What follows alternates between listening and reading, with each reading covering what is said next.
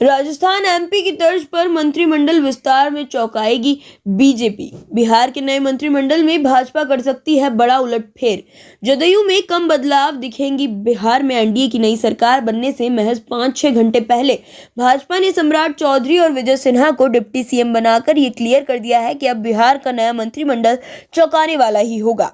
मध्य प्रदेश और राजस्थान के नए मंत्रिमंडल की तर्ज पर बिहार के नए मंत्रिमंडल से भी कई पुराने कद्दावर नेताओं की छुट्टी हो सकती है।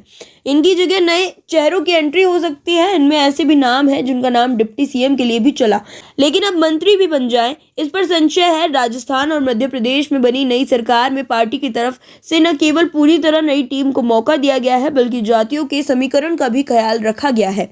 वर्षों से जमाए चेहरों को बदल दिया गया। राजस्थान में बीजेपी ने पूरी तरह से नए चेहरों पर दाव लगाया है। यहाँ 22 मंत्री में से 17 नए चेहरे हैं। इसके अलावा टेल, बिश्नोई, जाट, सिख, देवासी, कुमावत, रावत, धाकड़, गुर्जर और माली समाज सभी जातियों को मंत्रिमंडल में जगह दिया गया है। हालांकि सबसे ज्यादा 4 मंत्री जाट समुदाय से बनाए गए हैं। वहीं मध्य प्रदेश में भी 28 मंत्रियों में 22 नए चेहरे को मंत्रिमंडल में जगह दी गई। इनमें 7 सामान्य वर्ग से, 11 ओबीसी वर्ग से, 6 एससी वर्ग से और 4 एसटी वर्ग से है। जदयू में भाजपा का ट्रेंड फिट हो जरूरी नहीं। भाजपा का ये नया ट्रेंड जदयू में भी होगा, इसकी गुंजाइश कम है, क्योंकि महागठबंधन सरकार में भी नीतीश कुमार ने अपने मंत्रियों को नहीं बदला था। केवल संतोष सुमन के जाने के बाद उनकी जगह रत्नेश सदा को मंत्री बनाया था। हालांकि नीतीश कुमार के बारे में भी पहले से कोई अनुमान लगाना मुश्किल ही है। वह भी अपने फैसलों से देश भर को चौंकाने के लिए ख्यात रहे हैं। ऐसे में हमने बीजेपी व जेडीयू के कई नेताओं से नए मंत्रिमंडल स्वरूप को समझने की कोशिश की। हालांकि कैबिनेट विस्तार पर बीजेपी का कोई भी नेता ऑन रिकॉर्ड कुछ भी बोलने के लिए तैयार नहीं है, लेकिन ऑफ रिकॉर्ड उनका मानना है कि कैबिनेट में कुछ चौंकाने वाले नाम शामिल हो सकते हैं। जेडीयू एक बार फिर से पुराने चेहरों पर दाव लगा सकती है। वरिष्ठ पत्रकार अरुण कुमार पांडे कहते हैं कि जेडीयू के पास प्रयोग करने के लिए ज्यादा विकल्प नहीं है। जेडीयू की तरफ से लगभग ऐसा तय माना जा रहा है कि 2022 की तरह नीतीश कुमार एक बार फिर से पुराने चेहरे को ही रिपीट करेंगे। विजेंद्र यादव, श्रवण कुमार और विजय कुमार चौधरी को मंत्री पद की शपथ दिलाकर नीतीश कुमार ने इसके संकेत भी दिए हैं। इसके अलावा संजय झा, अशोक चौधरी और लेशी सिंह की गिनती नीतीश की करीबी नेताओं के रूप में होती है, तो मंत्रिमंडल में उनका शामिल होना भी तय माना जा रहा है। इस लिहाज से जेडीयू में ज्यादा फेरबदल की संभावनाएं दिखाई नहीं दे रही हैं। एक झटके में भाजपा ने सारे कयास गलत साबित किए।